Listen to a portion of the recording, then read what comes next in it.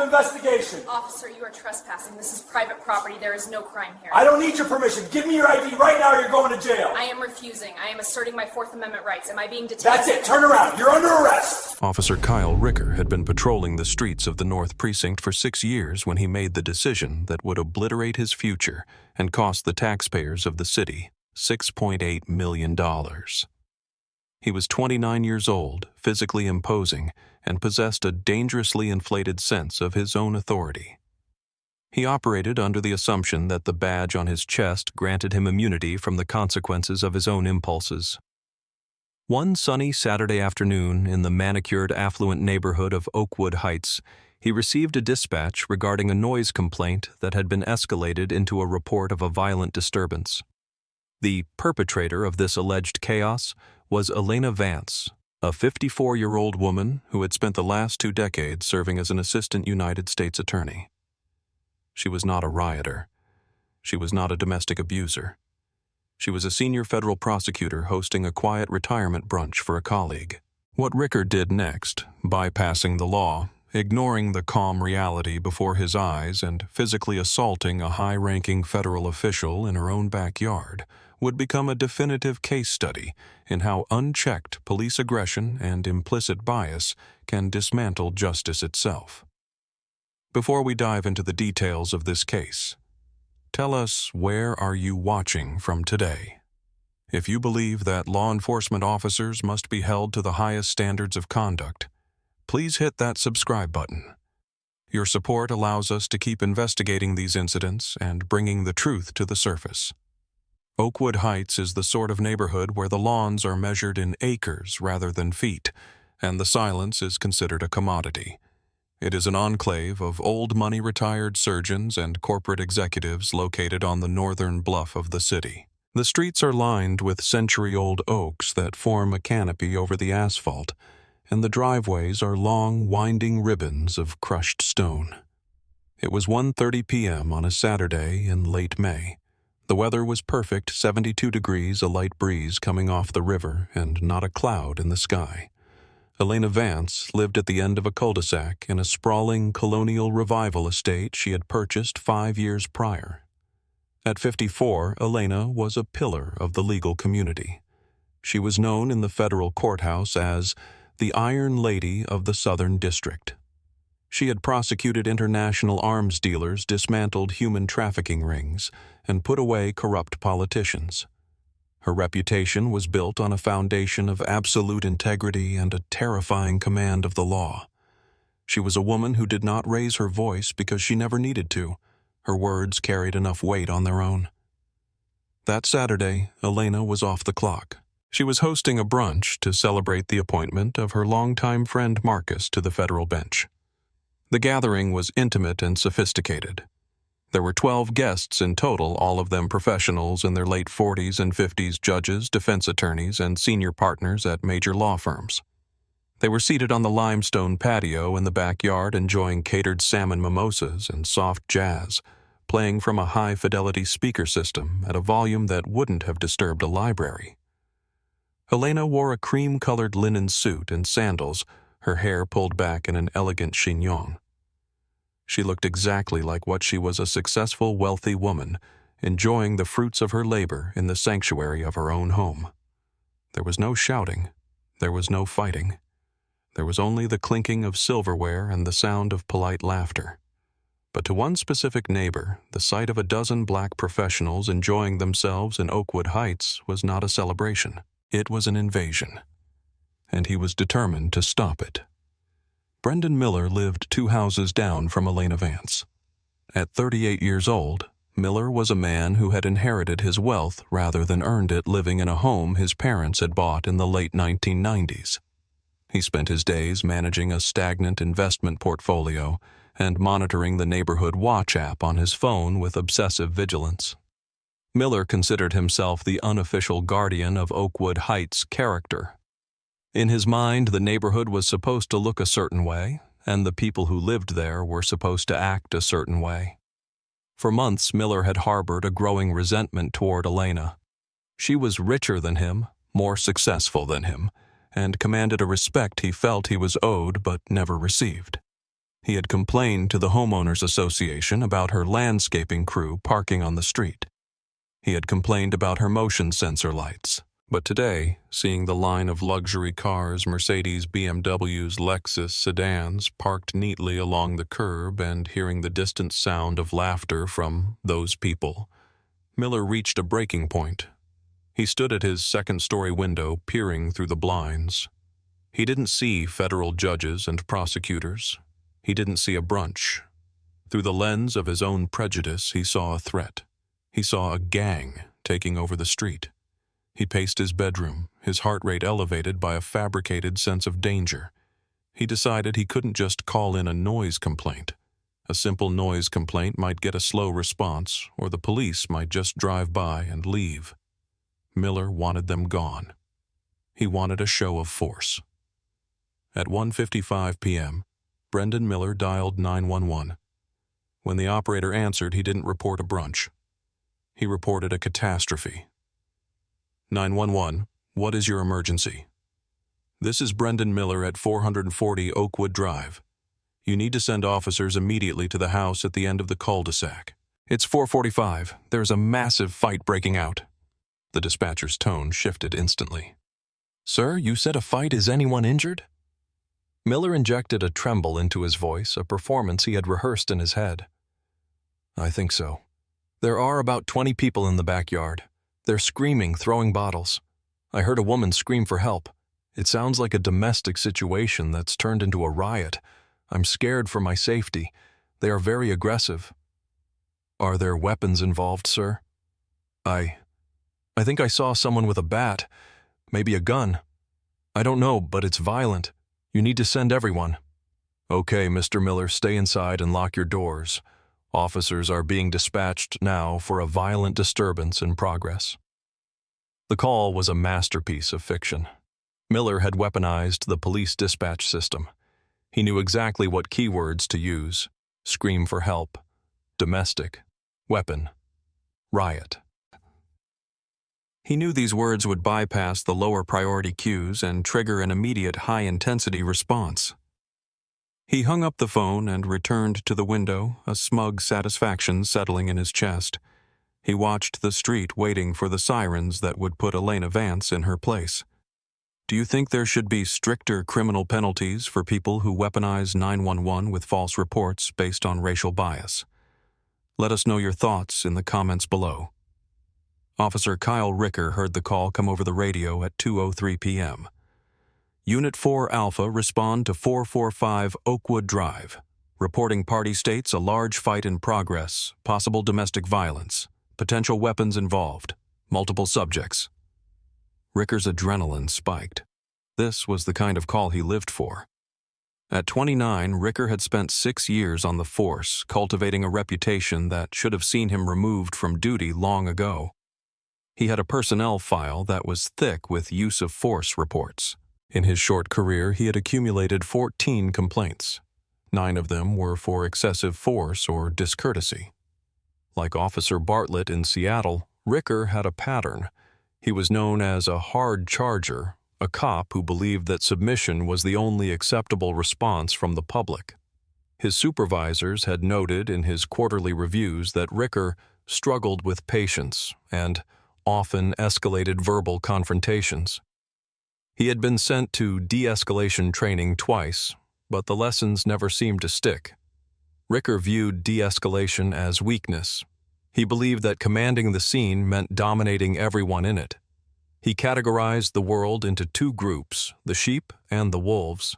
He, of course, was the sheepdog, and he was always looking for a wolf to bite.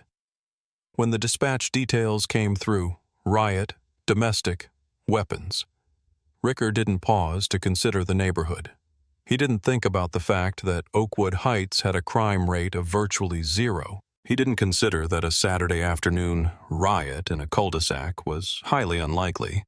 His mind immediately constructed a scenario, a house party gone wrong, drugs, gangs, violence. He flipped on his lights and sirens, pushing his patrol SUV to 60 miles per hour in a 35 zone. His knuckles were white on the steering wheel. He was already angry. He was already deciding who he was going to handcuff. He wasn't going there to investigate. He was going there to win. Ricker was the first unit to respond, but he knew backup was minutes behind. He wanted to be the one to secure the scene. He wanted the credit.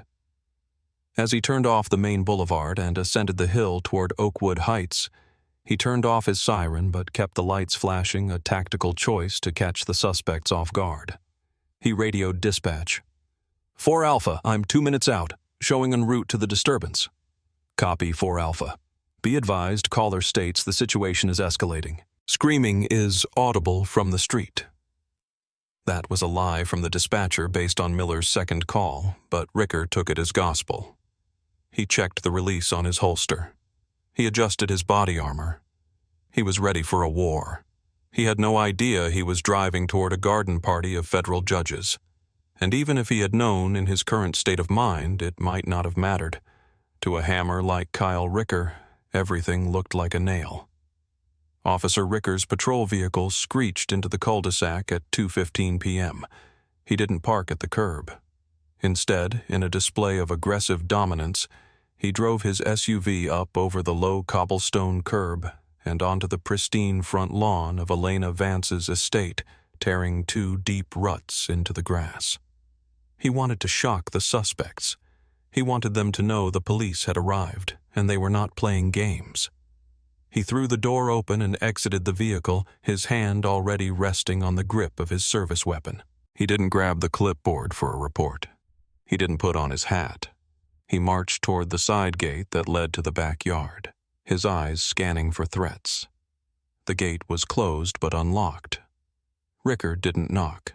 He didn't announce his presence. He kicked the latch with his boot, swinging the heavy wooden gate open with a loud crash that splintered the wood near the handle. He stormed into the backyard, shouting before he even saw a person. "Police! Everybody on the ground! Show me your hands now!" The scene that greeted him should have stopped him in his tracks. There were no brawlers. There were no weapons. There was a long table covered in a white linen tablecloth. There were crystal flutes half filled with orange juice and champagne. There were flowers in vases. And there were 12 well-dressed, middle-aged people staring at him in absolute stunned silence. Elena Vance had been standing at the head of the table, holding a glass midway through a toast to her friend Marcus. She froze, her glass suspended in the air. The jazz music playing softly from a speaker disguised as a rock was the only sound for a split second. Any competent officer would have immediately realized the mistake. They would have looked at the demographic, the setting, and the behavior and realized this was a false alarm. But Ricker was already at a 10. His auditory exclusion had kicked in. He didn't hear jazz. He heard the blood rushing in his ears. He didn't see a brunch. He saw a group of people refusing to comply with his command to get on the ground. "I said get on the ground!" Ricker screamed again, moving toward the table, his hand uncomfortably close to unholstering his gun. "Police down now!" The guests looked at each other, confused and terrified. These were people who understood the law better than anyone in the state. Judge Marcus Henderson, the guest of honor, slowly lowered his glass to the table. He started to speak. "Officer, there seems to be a—" "Shut your mouth," Ricker barked, pointing a finger at the federal judge. "I didn't ask you to speak. I told you to get on the ground." Elena Vance set her glass down.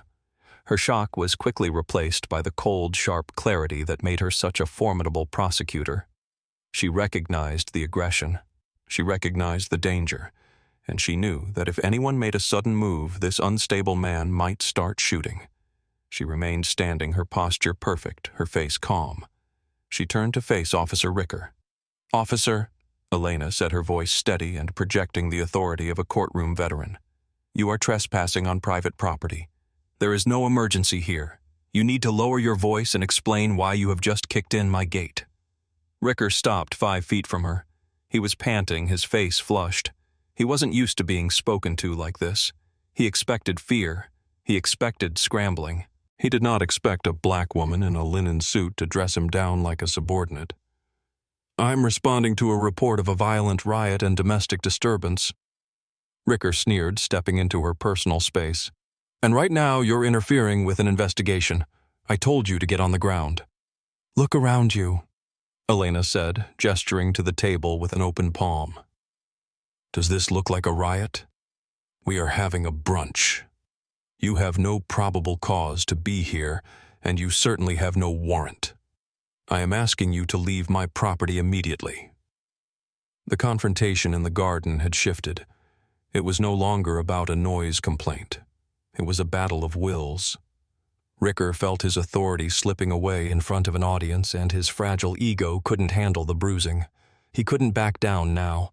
If he left, he would look like a fool. If he stayed and forced them to submit, he was securing the scene. I don't need a warrant when I have exigent circumstances, Ricker lied, or perhaps he simply didn't understand the legal definition of the term. We have reports of weapons. Now I need ID from every single one of you. Line up against the wall. Now, Judge Henderson stood up slowly. Officer, this is preposterous. I am a federal district court judge. This is the United States Attorney for the Southern District. You are making a grave mistake. Ricker laughed a sharp, humorless sound. Yeah, and I'm the police commissioner. Sit down, or you're going in cuffs for obstruction. Elena stepped between Ricker and her guests. She was 5'6", while Ricker stood 6'2", but she didn't flinch. No one here is giving you identification, Elena stated firmly. We are on private property. You have no reasonable suspicion that a crime has been committed, is being committed, or is about to be committed, under Terry v. Ohio and Hebel. You cannot demand identification from us in this setting without a valid legal basis.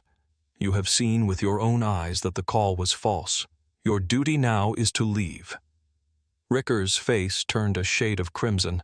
He was being lectured on the law by a suspect. He stepped closer, his chest nearly bumping hers. I don't care about your little law school speech, Ricker spat. I am giving you a lawful order. You are the homeowner.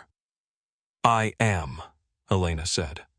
Then you are responsible for this disturbance. Give me your ID, now, or you're going to jail. I am refusing, Elena said. I am asserting my Fourth Amendment rights. Am I being detained, officer, or am I free to go back to my meal? Ricker snapped. The cognitive dissonance was too much. He couldn't process that he was wrong, so he decided he had to be right by force. That's it, Ricker growled. You're under arrest. For what crime? Elena asked, not moving.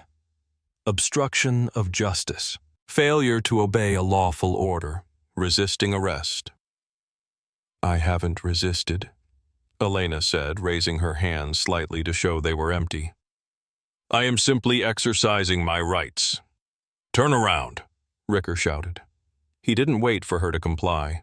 He reached out and grabbed Elena's left wrist, twisting it violently behind her back. A collective gasp went up from the table. Officer, stop! Marcus shouted, stepping forward.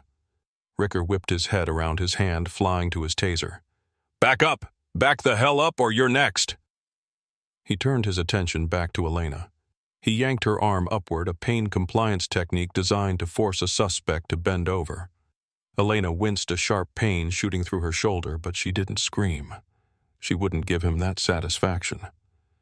You are making a career-ending mistake, she whispered, her face pressed against the stone wall of her own patio where he had shoved her. Shut up, Ricker grunted. He pulled her other arm back and slapped the handcuffs on. He ratcheted them tight, too tight. He wanted them to hurt. You're under arrest, he repeated, breathless. Do you believe officers should be required to have a supervisor present before arresting a homeowner on their own property for nonviolent offenses? Drop your answer below. The scene was surreal. The guests, some of the most powerful legal minds in the state, had their phones out recording every second. Ricker ignored them. He felt he was in the right. He had a non-compliant suspect who refused to ID. In his simplified understanding of policing, that equaled an arrest. He marched Elena Vance across her own lawn past the crushed grass where his SUV was parked. He didn't let her get her purse. He didn't let her tell her guests what to do. He treated her like a violent criminal he had just subdued. "This is unnecessary," Elena said calmly as he pushed her toward the back door of the cruiser. "I am not resisting. You are hurting my shoulder." "You should have thought of that before you decided to argue with the police," Ricker said. He opened the door and shoved her into the cramped plastic seat of the cage. He slammed the door and walked around to the driver's side. As he got in, 2 other patrol cars arrived. The backup officers, seeing Ricker had a suspect in custody, assumed the situation was under control. They didn't approach the house. Ricker waved them off. "One in custody. Scene is secure. I'm transporting." He wanted to get her to the station. He wanted to book her and validate his actions. As Ricker pulled away, leaving the stunned brunch party behind, Elena Vance sat in the back of the patrol car. She was in pain. Her shoulder was throbbing and the handcuffs were cutting off circulation to her thumbs, but her mind was working with cold precision. She was memorizing the time. She was memorizing his badge number 4922. She was replaying his exact words. She leaned forward toward the partition. "Officer Ricker," she said, reading his name tag in the rearview mirror. "I want to be clear. You have arrested a United States attorney without probable cause. You have trespassed on private property, you have used excessive force, and you have done so based on a fraudulent 911 call that you failed to verify." Ricker laughed again. "United States attorney, right, and I'm the Pope. You can tell your stories to the sergeant." "I intend to," Elena said. "I intend to tell him everything." Ricker turned up the radio, drowning her out. He felt good. He had cleaned up the streets of Oakwood Heights. He had shown that no one was above his authority.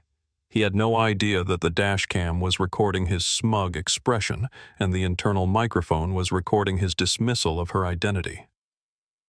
The drive to the North Precinct took 15 minutes. Ricker drove with a casual arrogance, one hand on the wheel.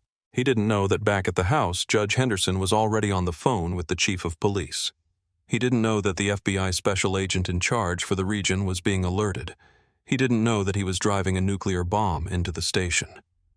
When they arrived at the precinct, Ricker pulled into the sally port. He hauled Elena out of the car.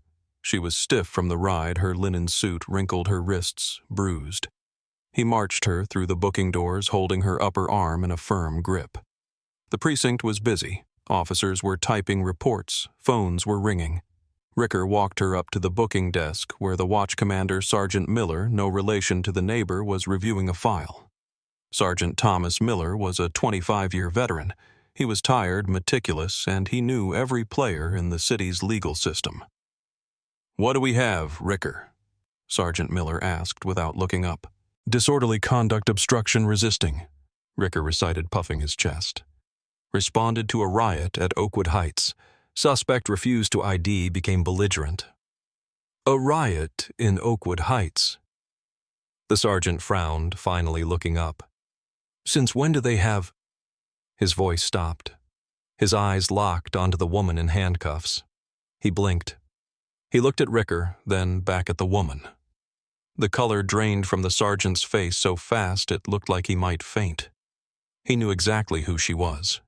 2 years ago, he had testified in a RICO case she was prosecuting. He had sat in her office. He had seen the way she commanded a courtroom. "Ricker," the sergeant whispered, his voice trembling. "Do you know who this is? Some lady who wouldn't shut up?" Ricker shrugged. "Claims she's a DA or something." Sergeant Miller stood up slowly. He walked around the desk. He didn't look at Ricker. He looked at Elena. "Ms. Vance," the sergeant said, his voice filled with horror. I am so sorry." "Hello, Sergeant Miller," Elena said, her voice icy. "Please instruct your officer to remove these handcuffs. I believe I have lost feeling in my right thumb." "Get them off!" the sergeant barked at Ricker. It was a sound Ricker had never heard from him before, pure panic. "Sarge, she's a suspect. She refused to—" "Unlock the cuffs, Ricker. Right now," the sergeant screamed, spit flying from his mouth.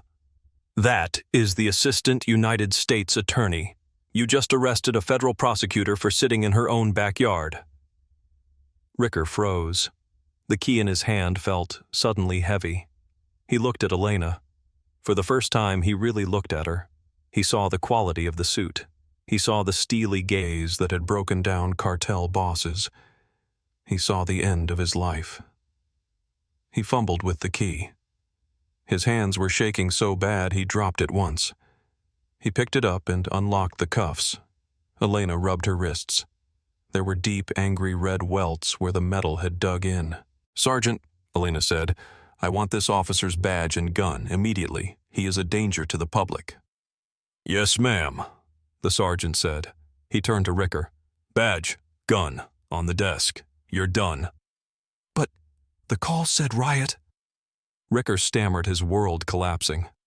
"I don't care what the call said," the sergeant roared. "Go sit in the interview room. Do not speak to anyone. Do not touch your phone. Go." The fallout was immediate and catastrophic for everyone involved except Elena Vance. Within an hour, the chief of police was at the precinct personally apologizing to Elena. By that evening, the body cam footage had been pulled and secured. The video was leaked to the press 3 days later. It showed everything: the peaceful brunch, the aggressive entry, the calm assertion of rights, and the brutal arrest. The country watched in horror. The contrast between the sophisticated, quiet gathering and the brute force of Officer Ricker was undeniable. Officer Kyle Ricker was fired 5 weeks later. The internal affairs investigation was blistering. It found that he had violated 14 separate department policies, including warrantless entry, excessive force, and unlawful arrest. He was stripped of his certification, meaning he could never work in law enforcement again. But Elena Vance wasn't finished. She filed a federal civil rights lawsuit against the city, and Ricker personally. She also sued Brendan Miller, the neighbor who made the call. During discovery, Miller's text messages were subpoenaed. They revealed a history of racist language and complaints about urban elements ruining the neighborhood. His malicious intent was proven beyond a doubt. The city, desperate to avoid a public trial with a federal prosecutor as the plaintiff, settled for $6.8 million. It was the largest settlement for a single wrongful arrest in the city's history. Brendan Miller was charged with filing a false police report and misuse of the 911 system. He pleaded guilty, received probation, and was shamed out of Oakwood Heights. He sold his house at a loss and moved 2 states away. Kyle Ricker, the 29-year-old who thought he was a warrior, is now working in a warehouse paying off legal debts that will follow him for the rest of his life. As for Elena Vance, she donated a portion of the settlement to a legal defense fund for victims of police brutality who don't have a badge or a law degree to protect them. She returned to work the next Monday, her arm in a sling, and continued to prosecute cases with the same terrifying efficiency. This story serves as a chilling reminder. Elena Vance survived and received justice because she knew the law, she had powerful witnesses, and she had the status to command attention. But what if she had been a teacher, a nurse, a student? What if there were no judges at the table? The system failed the moment the dispatcher took Miller's lie as truth. It failed the moment Ricker drove onto the lawn. It failed until the moment a sergeant recognized a powerful face. True justice shouldn't depend on who you know. It should depend on what is right. Until we fix the culture that views a black family's brunch as a riot and the training that turns officers into aggressors rather than guardians, these payouts will continue and careers will end. But more importantly, innocent people will continue to carry the trauma of being treated like criminals in their own homes. What do you think needs to change to prevent neighbors from weaponizing the police? And how do we filter out officers like Ricker before they get a badge? Let us know in the comments. And if you believe these stories matter, please like and subscribe. We'll see you next time.